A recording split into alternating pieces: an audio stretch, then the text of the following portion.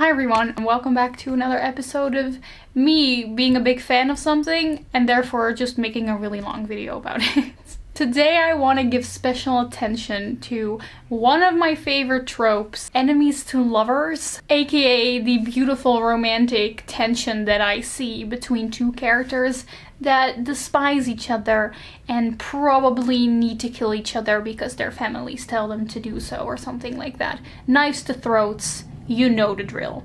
I just want to talk about some examples of like sub-genres of the trope, give some recommendations. I want to go into why so many people are like into this trope and why it's so much fun. And then I also want to briefly touch on kind of the negative side of it and some critique that the trope has given and that it may have been problematic in certain cases.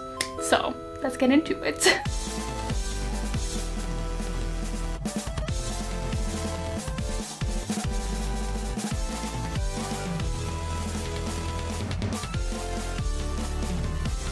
I know that this trope has always been popular. It's a classic.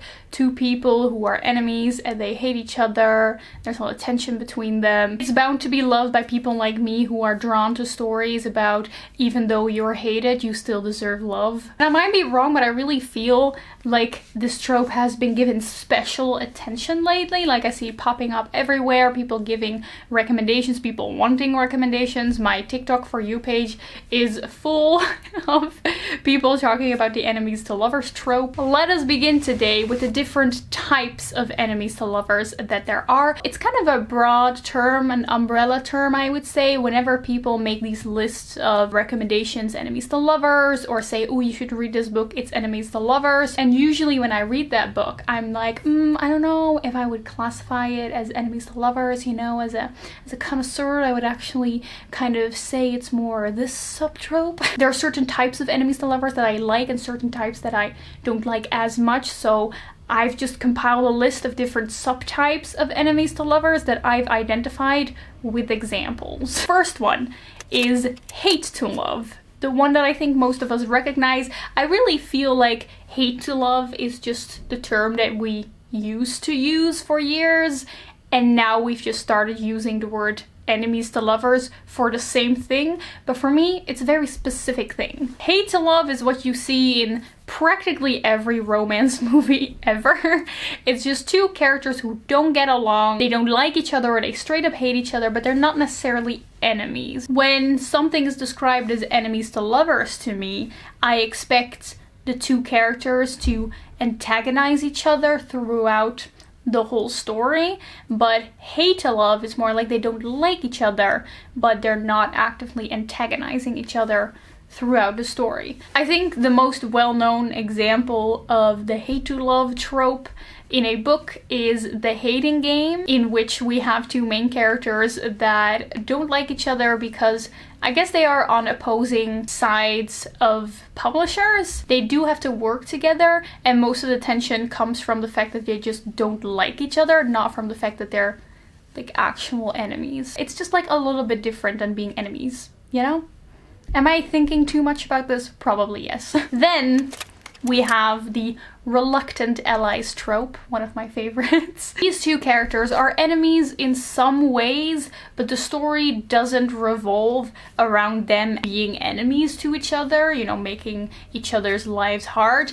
They have to work together, even though they totally don't want to. And throughout their job of working together, they get to know each other a little bit. They find out that maybe they kind of like each other, even though they definitely don't want that, and they would never admit that because they're definitely enemies. And after this mission is over, they're gonna go back to enemies, but for now, they are reluctant allies. For now, they just have to work together to defeat a bigger and badder enemy. Examples of this are one of my favorite ships of all time, Hook and Emma from Once Upon a Time. Emma is the main character and Hook is like based after Captain Hook from Peter Pan. He is a villain. They don't like each other. They're kind of each other's enemies, but they have to work together on this mission to defeat a bigger, better enemy. And then also we have Nina and Matthias from Six of Crows. Nina is a Grisha, a witch, and Matthias is a Grisha hunter, a witch hunter. But through a shipwreck they get stranded together and they have to work together to survive, so they are reluctant enemies. Then the next subcategory is rivals to lovers. Usually I kind of see this as the contemporary equivalent of enemies to lovers, because in contemporary settings no one really has an enemy. It's not like, oh, my family and your family are at war with each other and I'm gonna try to kill you, know, like this is real life, so it's a little bit more chill. You know, maybe we're in a competition with each other, maybe we're school rivals, sports rivals, things like that. The characters are in a competitive relationship with each other, but they don't actively want to harm each other the way enemies would. So here's kind of how I would differentiate between enemies to lovers and rivals to lovers. Okay, imagine it's a fantasy world.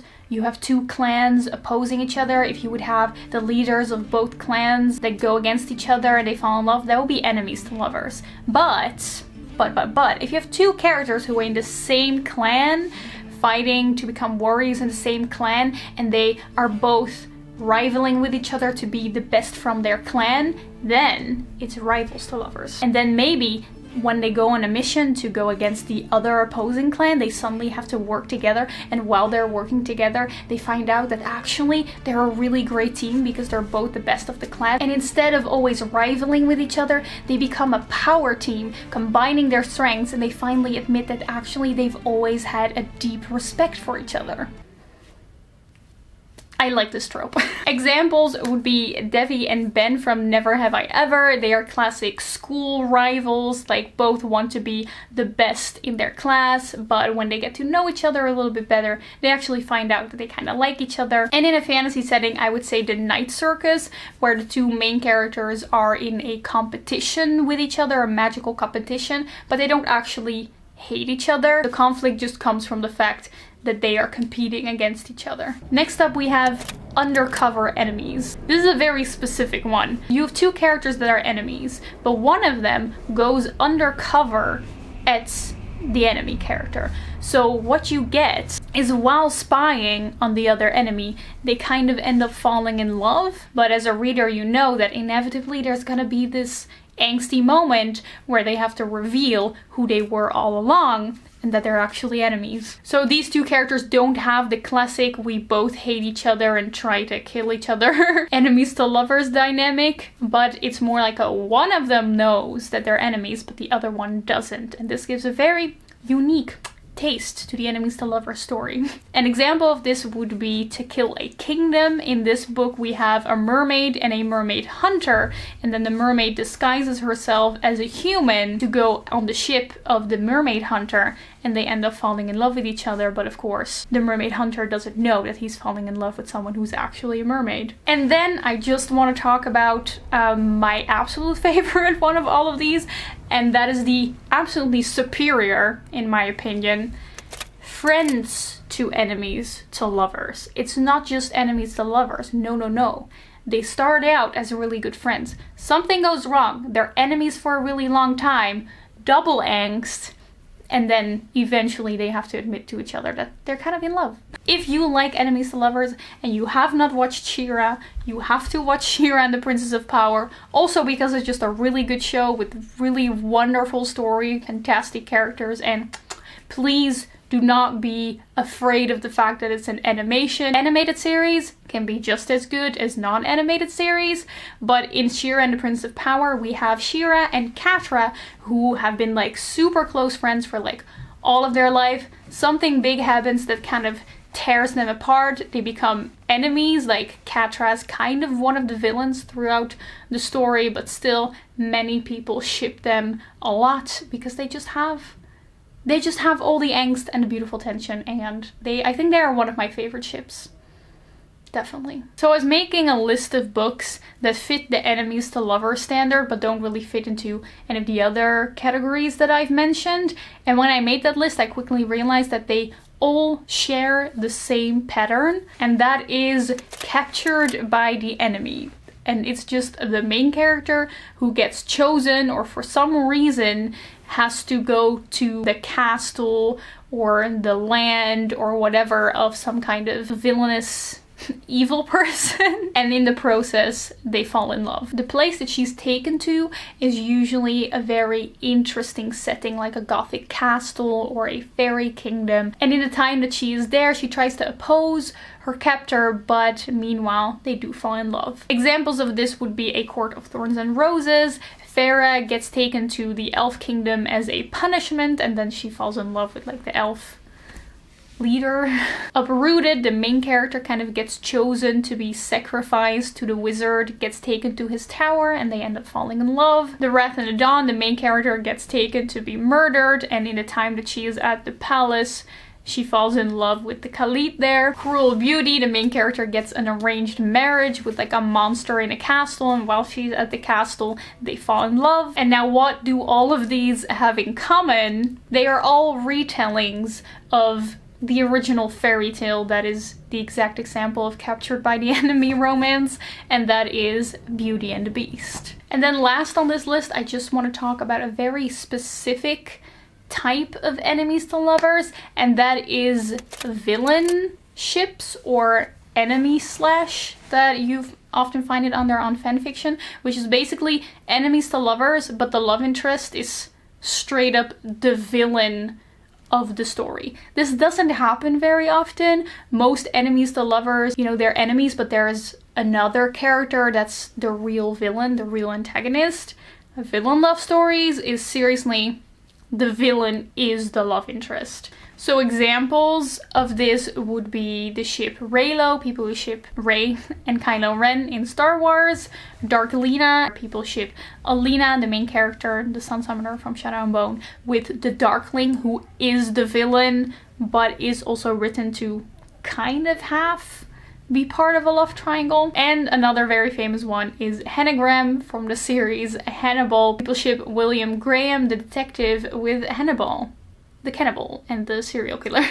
Now the thing with these ships is that most of the time when people ship a villain with the main character, it doesn't actually become canon. It just lives in the realm of fantasy and fanfiction. So the three I just mentioned, Reylo, Hennegram, and Darklina, are at least ones where it either is canon or is heavily hinted at by, like, the writers knew what they were doing. But if you look up online lists of famous enemy slash or villain ships, you will notice that most of them have absolutely nothing to do with the canon. They are not hinted at all. It's just the people shipping the characters. Examples of this would be people shipping Harry with Draco, or Draco with Hermione, or people shipping Sherlock with Moriarty. Let me know what your favorite type of enemies to lovers subcategory is. Mine is definitely rivals to lovers, and then also the friends to enemies to lovers. But the crux of all of these enemies to lovers tropes subcategories is that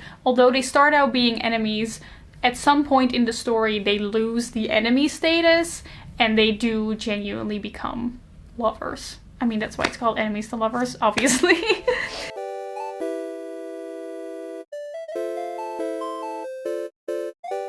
Different day, different clothes, just pretend you didn't notice. Before we're gonna go into why some people really don't like this trope or find it problematic, let's just first look at why so many people love it so much, including myself. Because let's be honest, at first glance, it doesn't really make a lot of sense. Like, why would you ship two people who clearly hate each other and potentially even want to kill each other?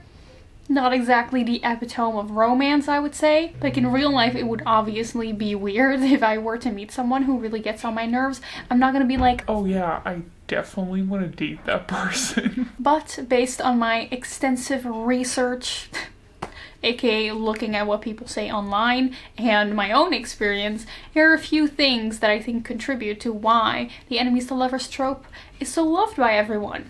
The first thing is external versus internal conflict. Romances are interesting when there's conflict, and usually when you look up writing tips for romance, a good tip to create a good romance is for there to be internal and external conflict. And if you have a good forbidden romance, especially one where they're enemies, you just already have the internal and the external conflict right there, which immediately brings a lot more tension, a lot more drama, a lot more angst to the story. If two characters just got together the moment they realized they liked each other, just like in real life, it just wouldn't be a very interesting story to follow. External means, well, things outside of yourself that create some tension, some conflict. A good example of this would be a Romeo and Juliet, where it's basically just your families tell you you can't get together. It has nothing to do with what you yourself want. It's external. It could be family, it could be working for different companies, being on different teams, etc. But the internal conflict are people's personal motivations for why they would not want to get together. And these are usually more interesting and more important. Like a good example would be To Kill a Kingdom. Yes, there's the external conflict of the families don't want a mermaid and a mermaid hunter to get together, obviously, but there's also a lot of internal conflict there because the characters themselves really agree with their families. They have personal vendettas, personal reasons why they would not want to get together with either a mermaid or a mermaid hunter. They have very strong prejudices against each other, and before they can get together, they first have to work through those internal conflict, those prejudices. So in order for them to get together, the characters have to go through character growth first, which I think is another thing that makes Enemies to Lovers super interesting, is that usually it's kind of required for the characters to go through some kind of character development arc first before getting together. So there you just already by default have a more interesting story. Which brings me to the second thing that a lot of people mention, and that is more developed characters in Enemies to Lovers. Here's something that I found someone say on Reddit. From my standpoint, I think in most cases it forces the author to develop the two characters as individual people before establishing a romance. Having two characters look at the same thing and perceive it differently tells you a lot about who character A and B are. Now, I don't think every Enemies to Lovers ship immediately has well-developed characters. I've read a lot where they don't. And of course, you can also have well-developed characters in other romance tropes that are not Enemies to Lovers. But I do understand that with Enemies to Lovers, a good Enemies to Lovers, it's pretty much a given. So it's just more easier to get there. Third thing that a lot of people mentioned and that I totally agree with is the anticipation and the almost always built-in slow burn. Instead of starting at a meet cute where the two characters are strangers and then grow to love each other, you start another step back where they're not just neutral strangers, they like really don't like each other, so they have to go through way more development and there's way more anticipation before they actually get together. Also, I found on Reddit anticipation. The build-up is sometimes better than the aftermath, so because you've seen them at square one, where they could barely be in the same room, you pick up on the smaller moments in between, the lingering gazes, the small smiles, them meeting each other halfway to show that they're learning why they want the other person around. It stretches the journey out so that we get to experience every small moment of them. And the last like small thing that I've seen people mention is things like this. I think part of the reason I like it is that it seems hopeful that someone that was previously hated could become an integral and positive part of your life. And there's this kind of like running joke on the internet that if you're really into Enemies to Lovers, you're just into it because you love the hopeful idea that someone who's not liked can find love as well. Hopefully I can find some examples of TikToks to show here. So your favorite trope is enemies to lovers? Okay, well, on this chart, 1 being the lowest, 10 being the highest, how worthy of love do you think you are? Okay. Oh, wrong way? Okay, can't go off the charts. Seek help. And last but not least is something that I think plays a role in every single romance trope, and that is that it's just a way to experience a thing that you would probably never experience in real life. Many popular romance tropes, not just Enemies to Lovers, but also fake dating or there's only one bed, would probably not be that romantic in real life, but they're fun to experience through the world of fiction. So those are some reasons why people really like the Enemies to Lovers trope, or why I personally am a big fan of it. But I felt like I couldn't make an Enemies to Lovers video without going into the ongoing, always popping up conversation around enemies to lovers, because there's always people who find certain enemies to lovers ships problematic.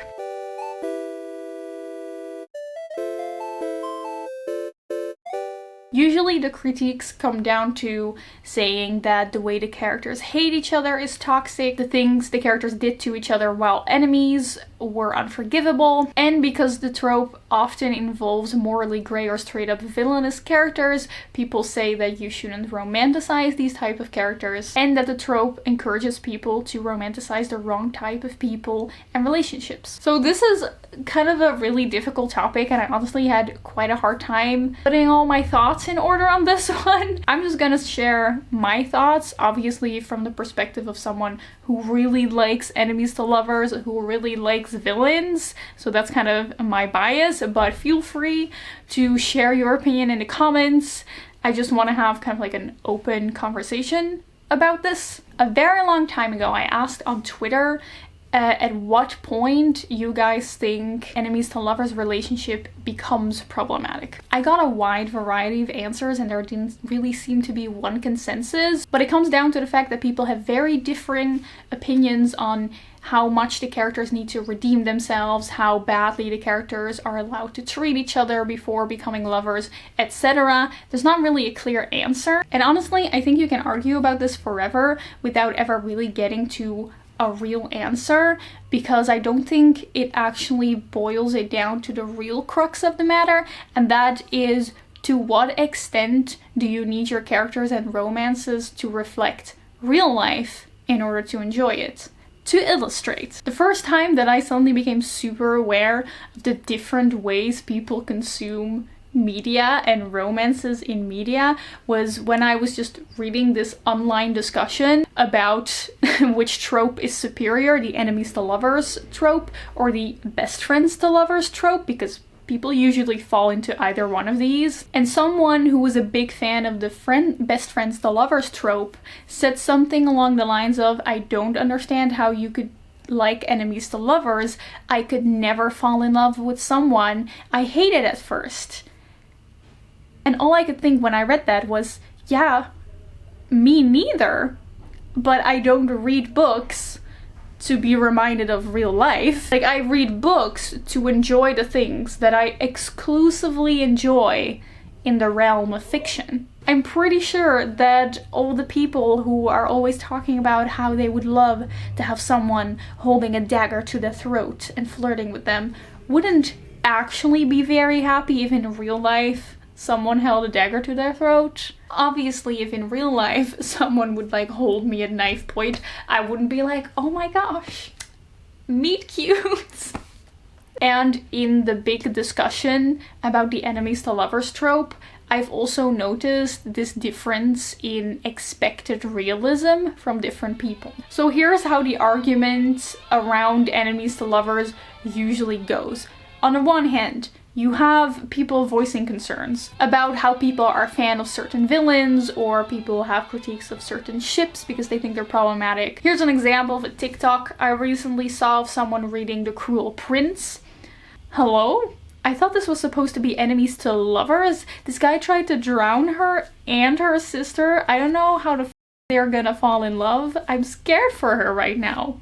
And there's also this TikTok of a girl explaining all the like enemies to lovers adjacent tropes that she likes. Listen up. When I say I want an enemies to lovers trope, this is what I mean. Rule number 1, the enemies part can't last 50 pages and then be all, I love you and fluffy and ew. No.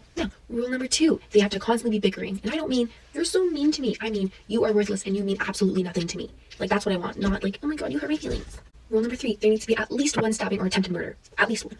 Rule number 4, constant conflict. I don't want to get bored. I want them to be Rule number 5, they need to be angry that they're feeling something for each other, that they have any emotions whatsoever. They want to hate themselves for liking the other person. And the final rule, and the most important rule, the only time the enemy's trope can break is when one of them gets hurt and the other starts freaking out because they're worried, and then they get all ragey and it gets angsty, and then that's the only time it can break. The only time. Okay, so it's just kind of funny to me that like the top comment is just, who hurt you? But despite people voicing their concerns, there are still a lot of people who just love it anyway, and they love the over-the-top stuff. Like the TikTok about The Cruel Prince, I found it because on Twitter someone responded to it with, why do y'all ask for enemies to lovers and then get shocked when it's enemies to lovers. Enemies equals hatred, not a bit of teasing. Of course they're gonna hate and hurt each other. I think Book Talk needs to know the difference between a rival and an enemy. And I really feel like the way these people respond to the critiques shows that they're very aware most enemies to lovers dynamics aren't exactly an exemplary version of a relationship. It's just what's expected of the trope. And there's a very strong vibe of, if you don't like it, then you don't have to read it if it's not your thing. Also, what I see a lot of enemies to lovers fans do is very strong self-deprecating humor. Get ready to get your bank cards out once again because I have a recommendation slapping right at ya. Do you like fantasy? Do you like the one big trope? Do you like enemies to lovers, but then back to enemies? But then back to lovers? But then back to enemies again? Do you like it when the main character and the enemy hold daggers to each other's throats and they're so close that they could kiss, but then the funny side character comes in and ruins it? Do you like when the main character and the enemy are always belittling each other, but they only do that because they're secretly in love? If you said yes to at least 5 of those things, well, I have a recommendation for you. Let me just grab it. Therapy!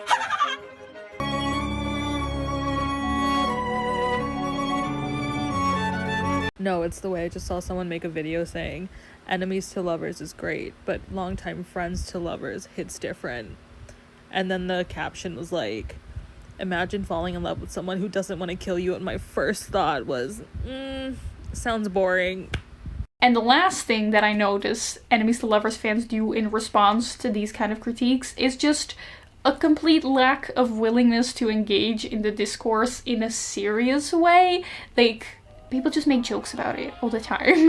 Like, I found this on the fan lore page. But why do you ship a hero with the villain? It's so problematic. For the angst, Karen. I need some drama before they It ain't that deep. If villain bad, why sexy? Villain sexy because bad. But he murdered people. What do you want me to do about it? And he looked good doing it. I don't know about you, but existing in the real world gives me and my loved ones immunity from the actions of fictional villains. Hope you managed to get your family out of Star Wars. I think the point here is that many people who ship enemies to lovers or villains with main characters are very aware that there's a difference between what they like in a work of fiction and what would be a good idea in real life. And I can understand that it can then be quite frustrating when people start critiquing your fictional preferences as if they are a reflection of what you would want to pursue and encourage in real life. And I think that's why a lot of enemies to lovers fans respond the way they do to critics, because there's no desire to engage with the argument seriously, because it's all fake anyway, so why would you argue about it as if it's real? So, what I personally think this whole discussion comes down to is this. I think it's very important to realize that there is a difference between what people like in theory, in fiction, in their head, and what people actually desire in real life. And for some people, those two things line up perfectly, but for other people, they can be completely different. And I think that's where a lot of miscommunication happens. Like, critics base their critique on the assumption that what you like in fiction must be a reflection of what you would encourage in real life. But I think many hardcore enemies to lovers fans are very aware that it's just a trope preference. It's just a fantasy that they're indulging in. So that's kind of how I see the discourse between people who love enemies to lovers and people who are critical of it.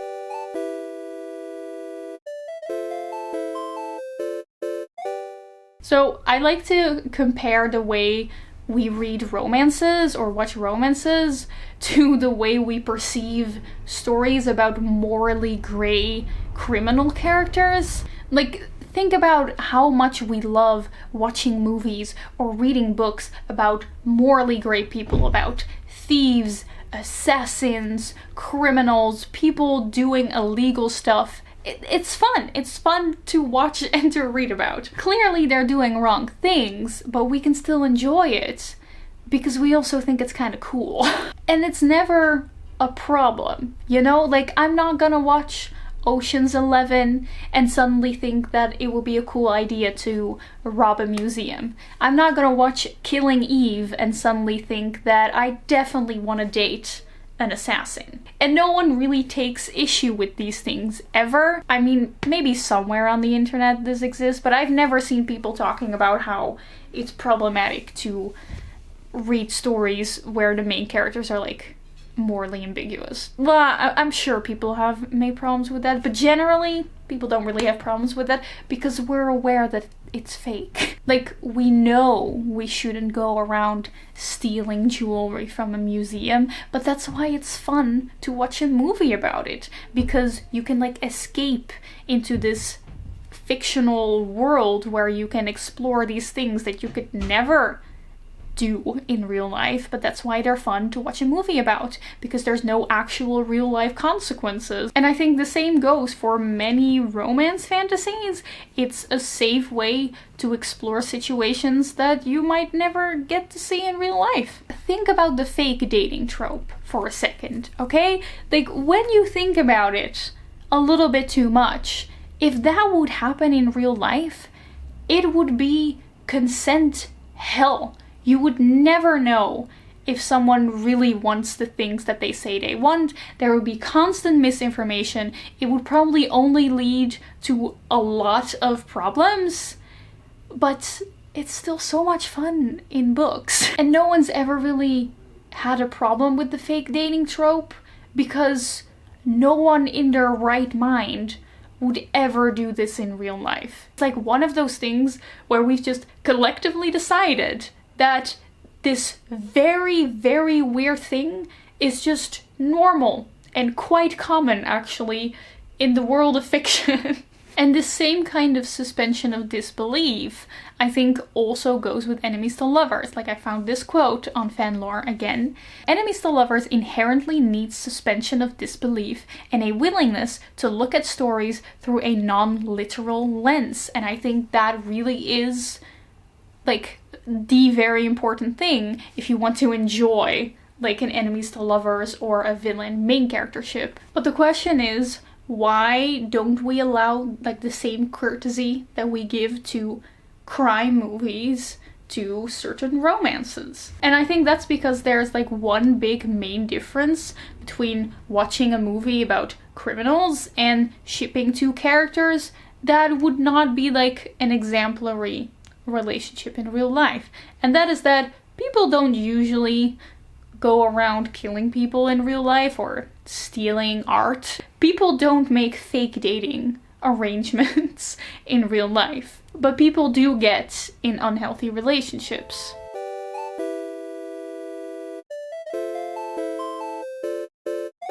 Like, I have made videos critiquing certain romance books because I deemed them to be problematic, and that has made me think about kind of like, where is the line between just letting people enjoy their romantic fantasies and not letting people have unhealthy ideas of what a good romance looks like. Like, it's good for people to understand that there's a difference between fantasy and real life, but to what extent can you expect people to realize that difference between fantasy and real life? I still see people romanticizing possessive behavior. People still romanticize like serial killers. If someone loves a crime movie, you can safely assume that they know that they shouldn't be doing that in real life, but it's just fun because it's a movie. But if someone ships two characters, you never really know if they realize that there's like a separation between the fantasy and the reality. Like, recently I was just having fun on Enemies to Lovers TikTok. I saw this TikTok. And when I went to the comments, I saw this comment about this girl talking about how she genuinely seemed to wish to find like a toxic boy in real life. And that like genuinely worried me. When people start to show that they don't really realize this difference between fantasy and real life. Like, this comment really plays into the kind of toxic idea that as a girl you can like put up with toxic men because you can fix them, even though in reality that would probably only lead to dangerous situations. And I also think that this is why so many people are still so like adamantly critical of certain ships. It's just, I think it really just comes from a place of worry about these types of people, because there still are a lot of young people, especially like young girls, who look at these kind of ships and actually think that that's something that they would want in real life. I have two little extra remarks. The first thing is that, of course, not every enemies to lovers dynamic needs to have some kind of like a borderline toxic dynamic in there. It's just that some of them do, but of course, the majority of enemies to lovers relationships that I've read, I personally think are pretty healthy, but yeah, some of them are a little bit more borderline, and these are the ones that also attract the most critique, of course. And the second thing that I want to say is that I really do think there's a difference between enjoying a ship in a piece of fiction just for your own entertainment and being someone that reads a romance and thinks, oh, this is what I should be looking for in a relationship because I have no other frame of reference, and this is like what I'm gonna create my idea of relationships on. And this is also why I get specifically worried when this is about YA books, young adult books, books targeted at teens, because I think a lot of young people reading these kind of stories are still forming their ideas on what a good relationships look like, and these types of media are gonna influence that. But then you could ask yourself the question, who is to blame? Like, should we shame the readers for enjoying these things, or should we shame the authors for writing these things? Or is the blame more in like the education system and like the lack of education on healthy relationships? Because if you think about it, I feel like most people get their idea of relationships from media, which is already kind of weird if you think about it. But yeah, my point is that I do doubt that it is useful or even fair to try to solve this problem by just shaming the people who enjoy reading these kind of things. And I think that maybe you can now see that this really is actually a pretty difficult discussion. Like, it sounds very trivial, like, oh, it's just a romance trope, enemies to lovers, why is this so serious? Well, because of these things. Like, it's just difficult because on the one hand, you just want people to have the freedom to indulge in their fantasies, their romantic fantasies, but on the other hand, you don't want to give people the wrong idea of what a healthy relationship looks like, especially not young people. As a summary of all of that, here's my personal verdict, but feel free to add your thoughts in the description, the comments.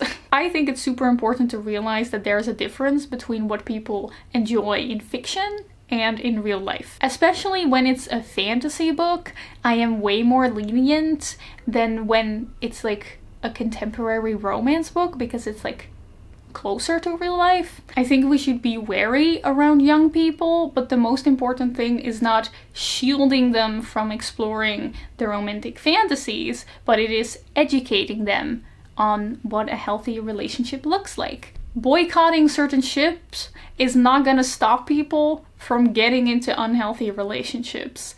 Education and having open conversations is.